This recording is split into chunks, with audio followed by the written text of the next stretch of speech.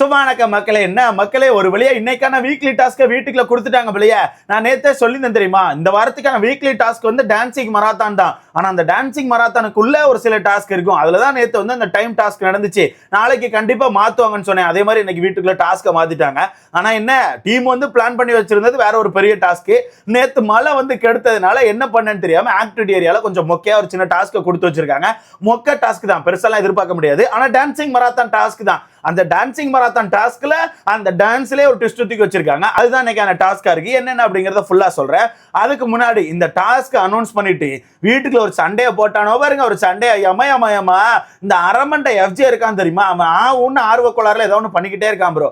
வீட்டுக்குள்ள பாரு விரிக்கிற வலையில ரொம்ப ஈஸியா விழுந்துடுறான். வீட்டுக்குள்ள பார்வை பொறுத்தவரத்துக்கு அவங்க ரொம்ப அழகா ரொம்ப தெளிவா பேசியா மேனிபுலேட் பண்ணுவாங்க. அந்த விஷயம் உனக்கு இன்னும் புரிய மாட்டுக்கு. அவன் என்ன நினைச்சிட்டு இருக்கான்னா, பல இடங்கள்ல நம்ம வந்து பார்வை போட்டு அடிச்சிட்டு இருக்கோம்னு நினைச்சிட்டு இருக்கான். ஓகே, நீ பல இடங்கள்ல அடிக்கிற, ஆனா பல இடங்கள்ல நம்ம பாரு விரிக்கிற வலையில போய் விழுந்துடுறோம். வீட்டுக்குள்ள என்ன பண்றாங்கன்னா, அந்த டாஸ்க் லெட்டர் வந்து நம்ம அருரா வாசிக்கிறாங்க.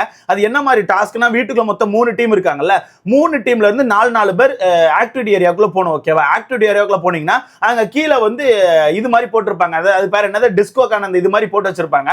போட்டு வச்சா 4 பேர் உள்ள போயிட்டு உங்களுக்கு கொடுக்கப்பட்ட அந்த காஸ்டியூம் அவங்க போட்டுக்கணும். ஓகேவா? அவங்களுக்கு கொடுக்கப்பட்ட காஸ்டியூம் அவங்க போட்டுக்கணும். ஒரு டீம்ல இருந்து 4 பேர் உள்ள போயிருப்பாங்கல்ல, மத்த 2 டீம் வெளியே இருப்பாங்கல்ல, அந்த 2 டீம்ல இருந்து 2 பேர் உள்ள போகணும்.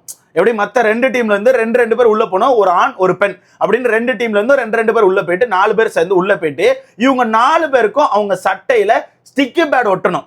அந்த ஸ்டிக்கி பேட்னா ஒரு பேப்பர் இது மாதிரி உண்டுல்ல, ஏதாச்சும் எழுதிட்டு இந்த ஃப்ரிட்ஜில் ஒட்டி வைக்கிறது, இல்லை யாருக்காச்சும் ஏதாச்சும் ஒரு இது கொடுக்கணும்னா ஒட்டி வைப்போம்ல. அது உங்களுக்கு தெரியும் நினைக்கிறேன். நிறைய ரெஸ்டாரண்ட்ல கூட நீங்க ஏதாவது ஃபுட் ஆர்டர் போட்டீங்கன்னா அவங்களுக்கான விஷயங்களை எழுதி அந்த ஃபுட் மேல ஒட்டி வச்சிருப்பாங்க. அந்த ஸ்டிக்கி பேடை வந்து அவங்களுக்கான ட்ரெஸ்ல ஒட்டி வைக்கணும். அப்படி ஒவ்வொருத்தவங்களுக்கான ட்ரெஸ்ல 50 ஸ்டிக்கி பேடை ஒட்டணும். ஓகேவா? அந்த ஸ்டிக்கி பேடை ஒட்டி முடிச்சோடனே பிக் பாஸ் பாட்டு போடுவாரு. அந்த பாட்டுக்கு ஏற்ற மாதிரி இவங்க ஆடிக்கிட்டே இருக்கணும். பாட்டுக்கு ஏற்ற மாதிரி இல்லை, இஷ்டத்துக்கு ஆடலாம். ஆட அந்த ஸ்டிக்கி பேடை கீழே ஊழ வைக்கணும். இந்த டாஸ்கே அவங்களுக்கு ஒட்டப்பட்டிருக்க எல்லா ஸ்டிக்கி பேடையும் கீழே உள்ள வைக்கணும். அப்படி எவ்வளவு நேரங்கள்ல நீங்க எல்லா ஸ்டிக்கி பேடையும் கீழே உள்ள வைக்கிறீங்களோ அதுதான் கணக்கு. இன்னைக்குமே ஒரு வகையான ஒரு டைம் டாஸ்க் தான். ஓகேவா? இன்னைக்கு ஒரு வகையான ஒரு டைம் டாஸ்க் தான். ஆனா டான்சிங் மராத்தான் டாஸ்க், அதுக்கு இடையில ஒரு டாஸ்க், அதுதான் அந்த ஸ்டிக்கி பேடு. ஸோ 4 பேர் உள்ள போவாங்க, 4 பேர் டான்ஸ் ஆட போவாங்க. அந்த 4 பேருக்கு ஸ்டிக்கர் ஒட்டுறதுக்கு 2 டீம்ல இருந்தும் 2 பேர் உள்ள போவாங்க. அவங்க தான் இந்த ஸ்டிக்கரை ஒட்டுவாங்க. பட் இங்க பெரிய ட்விஸ்ட் என்ன தெரியுமா, ஃபர்ஸ்ட் இந்த டாஸ்க் அனௌன்ஸ் பண்ணும்போது எந்த டீம் விளையாட போறாங்களோ அந்த டீம்ல உள்ள 4 பேர் உள்ள போயிட்டு அவங்களுக்கான காஸ்டியூமை போட்டுட்டு அந்த ஸ்டிக்கி பேடை ஒட்டிட்டு பிளே பண்ணணும் அப்படின்னு சொல்லி தான் வீட்டுக்குள்ள எல்லாரும் நினைச்சிட்டாங்க. வீட்டுக்குள்ள அவங்களாம் என்ன நினைச்சிட்டாங்கன்னா, நம்மளே போகணும், ட்ரெஸ்ஸை போட்டுக்கணும், ஸ்டிக்கி பேட் எடுத்து நம்மளே ஒட்டிக்கணும் போகணும்னு சொல்லி நினைச்சிட்டாங்க. அதனால நான் போக மாட்டேன், நீ போக மாட்டேன், நீ ஃபர்ஸ்ட் போ, நான் ஃபர்ஸ்ட் போறேன்னு சொல்லிட்டு மாத்தி பஞ்சாயத்து பண்ணிட்டு இருந்தாங்க. எதுக்குன்னா, ஃபர்ஸ்ட் ஒரு 2 டீம் அனுப்பிட்டு அவங்க எப்படி பிளே பண்றாங்க, அந்த ஸ்டிக்கி பேட் உழுதா இல்லையான்னு சொல்லிட்டு கவனிச்சுட்டு கடைசியா நம்ம போயிட்டு லைட்டா அப்படி மெதுவா ஒட்டி வச்சு கூட நம்ம ஈஸியா டான்ஸ் ஆடி கீழே உள்ள வச்சிடலாம்னு சொல்லிட்டு பிளான் போடுறாங்க. இதுல பிளானை போட்டது பாரு தான். பாரு என்ன பிளான் போட்டாங்கன்னா, ஃபர்ஸ்ட் விக்ரமுக்கான டீம் அனுப்பிடணும். ஏன்னா அவங்க டீம்ல தான் 5 பேர் இருக்காங்க. அவங்க டீம் அனுப்பி அவன் என்ன பண்றானோ ஏது பண்றானோ அந்த விஷயத்தை நம்ம பார்க்கணும்னு சொல்லிட்டு ரொம்ப தெளிவா பிளானை போட்டு விக்ரமுக்கான டீம் தான் போகணும்னு சொல்றாங்க. ஆனா ஃபர்ஸ்ட் வீட்டுக்குள்ள கேட்கும் போது எல்லாரும் சேர்ந்து என்ன சொல்றாங்க தெரியுமா, 1 2 3 அடிப்படையில் போயிடலாம். ஏன்னா நேற்று வந்து இந்த டீம் பிரிக்கும் போது 1 2 3 அப்படிதானே டீம் பிரிஞ்சாங்க. அப்போ 1 2 3 அடிப்படையில் போகலாம், அப்படி இது பண்ணலான்னு சொல்லிட்டு எல்லாரும் சேர்ந்து பேசிட்டாங்க. எல்லாரும் சேர்ந்து பேசியாச்சு. 1 2 3 அடிப்படையில் போனாலுமே நம்ம பாருக்கான டீம் வந்து 2வது தான் போவாங்க. 3 to 1 அடிப்படையில் போனாலுமே நம்ம பாருக்கான டீம் வந்து 2வது தான் போவாங்க. இருந்தாலுமே நம்ம பாருக்கு இப்போ விக்ரமுக்கான டீம் பெய்யே ஆகணும். விக்ரமுக்கான டீம் போன பிறகு தான் இவங்க டீம் போகணும்னு சொல்லிட்டு பாரு முடிவு பண்ணிட்டாங்க. அதனால ஃபர்ஸ்ட் வீட்டுக்குள்ள கேட்டப்ப எல்லாரும் 1 2 3 சொல்லிட்டாங்க. 1 2 3 அப்படிங்கும்போது வினோத் டீம் ஃபர்ஸ்ட், 2வது நம்ம பாருக்கான டீம், 3வது நம்ம விக்ரமுக்கான டீம், அப்படித்தான் வரும். இதுல எல்லாருமே ஓட்டுகள் போட்டு ஃபர்ஸ்ட் 1 2 3 செலக்ட் ஆயிட்டு அதுக்கப்புறம் பாரு ஒரு கேமை போடுறாங்க. அதுக்கப்புறம் பாரு ஒரு கேமை போட்டு இருங்க செலக்ட் பண்ணலங்க, நம்ம பேசிட்டு தான் இருக்கோம், பொறுமையா இருங்க, எல்லாருக்கும் கருத்து இருக்கு, பொறுமையா கருத்து எடுத்து வைக்கங்க பேர்ல ஒரு மாதிரி அந்த டாபிக்கை மாத்த ஆரம்பிச்சிட்டாங்க.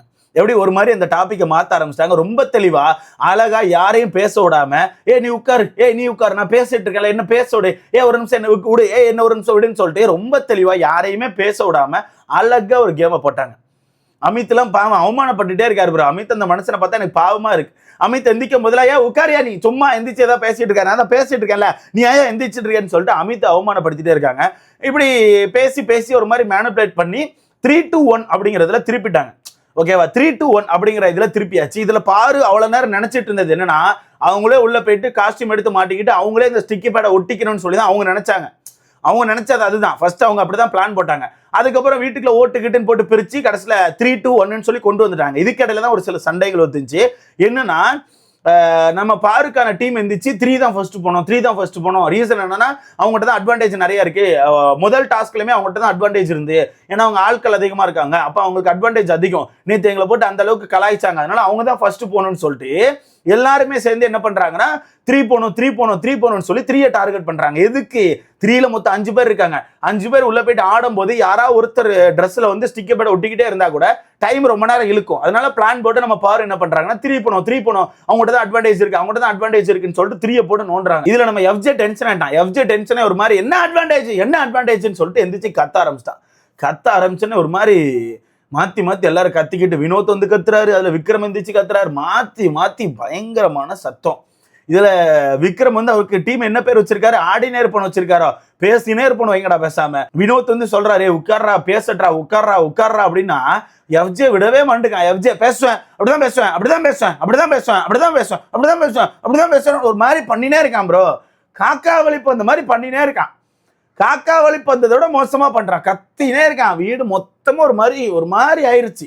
அதுல திருப்பி சொந்த டீம்ல இருக்க விக்ரம் அமைதியாடுறா, அவன் பேசட்றா, கமாருதீன் பேசட்றா, அப்புறம் பேசலாம்டா, அமைதியாடுறா எங்க கேட்கறான், உனக்கு என்ன பிரச்சனை, அப்படித்தான் பேசுவேன் ஒரு மாதிரி கத்திட்டான்.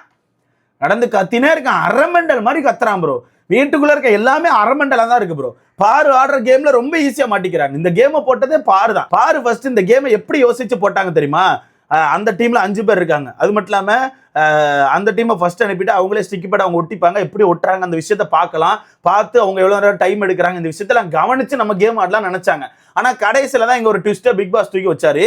மாத்தி போடா உட்கார்றா மூடிட்டு இருறான்னு சொல்லிட்டு வார்த்தைகள் எல்லாம் விட்டு ஒரு மாதிரி கிறுக்காக்கி ஒரு மாதிரி முடிச்சு கடைசியில ஓட்டுகளை போட்டு 3-2-1 இந்த அடிப்படையில தான் அந்த டாஸ்க் ஆடணும்னு சொல்லி பிளான் போட்டாங்க. ஓகேவா? இதுக்கப்புறம் தான் பிக் பாஸ் ஒரு ட்விஸ்ட கொடுக்குறாரு. என்ன ட்விஸ்ட் கொடுக்குறாருன்னா, ஓகே டீம் 3 உங்க தான் நீங்க ஃபர்ஸ்ட் போறீங்க, உங்க டீம்ல இருந்து யார் 4 பேர் இந்த கேம் ஆட போறீங்கன்னு சொல்லி கேட்டாங்க. அப்ப நம்ம பாருக்கான மூஞ்சி செத்து போச்சு. ஏன்னா இவங்க என்ன நினைச்சாங்க, 5 பேர் உள்ள போவாங்க மாட்டிப்பாங்கன்னு நினைச்சாங்க. பட் பிக் பாஸ் என்ன சொல்லி வச்சிருக்காரு, 4 பேர் தான் போனோம், உங்க டீம்ல வந்து அந்த 4 பேர் யாருன்னு சொல்லி சொல்லுங்க அப்படின்னு. சபை எஃப்ஜே வந்து நான் வரலன்னு சொல்லி அவனே உட்காந்துட்டான். ஓகேவா? அதுக்கப்புறம் அடுத்த ஒரு ட்விஸ்ட பிக் பாஸ் கொடுக்குறாரு.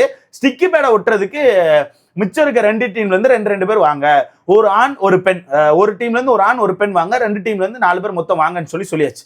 அதுக்கப்புறம் திருப்பி நம்ம பாருக்கான மூஞ்சி செத்து போச்சு. ஏன்னா அவங்க அவ்வளவு நேரம் என்ன யோசிச்சுட்டு இருந்தாங்கன்னா, அவங்க தான் உள்ள போகணும், அவங்களே காஸ்டியூம் போட்டுக்கணும், அவங்களே இந்த ஸ்டிக்கி பேட ஒட்டிக்கணும்னு சொல்லிட்டு அவங்க யோசிச்சாங்க. அவங்க யோசிச்சது அப்படி. அதுக்கப்புறம் பிக் பாஸ் வந்து அடுத்த டீம் தான் ஸ்டிக்கி பேட ஒட்டணும் அப்படின்னு பாருக்கான மூஞ்சி சுத்தமா செத்து போச்சு. அப்ப இவ்வளவு நேரம் எதுக்கு நான் பிளான போட்டேன், இந்த பிளான் எல்லாம் மண்ணா போச்சுன்னு சொல்லிட்டு பாருக்கான மூஞ்சி செத்து போச்சு. இங்கதான் பாரு ஒரு தப்பு பண்ணிட்டாங்க. இப்ப பாரு என்ன பண்ணிருக்காங்கன்னா, டீம் 3 உள்ள போகும்போது டீம் 3க்கு வந்து நம்ம காமு மாமாவையும் அவங்க பேர் என்ன இன்னொருத்தர் பேர் ஆதிரே, அவங்க 2 பேரும் போயிட்டு உள்ள ஸ்டிக்கர் ஒட்டுறக்கு அனுப்பி விட்டுருக்காங்க. ஓகேவா? காமு மாமா ஆதிரே 2 பேரும் போய் டீம் 3க்கு ஸ்டிக்கர் ஒட்டிட்டு இருக்காங்க. இதுல என்ன ஆகும் தெரியுமா, அடுத்து நம்ம பாருக்கான டீம் உள்ள போகல. அப்ப பாரு உள்ள போகும்போது டீம் 3ல இருந்து எனக்கு தெரிஞ்சு எஃப்ஜே போறதுக்கான வாய்ப்பு இருக்கு. எஃப்ஜே போயிட்டு அந்த ஸ்டிக்கி பேட அடிச்சு நொறுக்கி ஒட்டி வைக்க போறான். கண்டிப்பா அடிச்சு நொறுக்கி ஒட்டி வைக்க போறான். அதுல எனக்கு தெரிஞ்சு நம்ம பாருக்கான டீம் கதற போறாங்கன்னு எனக்கு தோணுது. மொத்தத்துல இது ஒரு மொக்க டாஸ்க் ப்ரோ. பேசுறதுக்கு பெருசா எதுவுமே இல்ல, மொக்க டாஸ்க். எவ்வளவு நேரத்துல இந்த ஸ்டிக்கி பேட கீழே உள்ள வைக்கிறீங்க, அவ்வளவுதான் டாஸ்கே.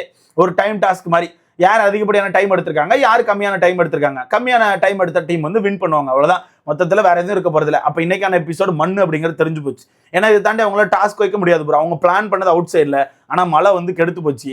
இன்னைக்கு சென்னையில பெருசா மழை இல்லை. அப்ப நாளைக்கு தான் எனக்கு தெரிஞ்சு டாஸ்க் இருக்கும்னு நினைக்கிறேன். ஸோ வெயிட் பண்ணி பார்க்கலாம். இதுல எந்த டீம் ஜெயிப்பாங்கன்னு சொல்லி உங்களுக்கான கருத்தை மறக்காம கமெண்ட்ல போடுங்க. அடுத்த வீடியோல பார்க்கலாம்.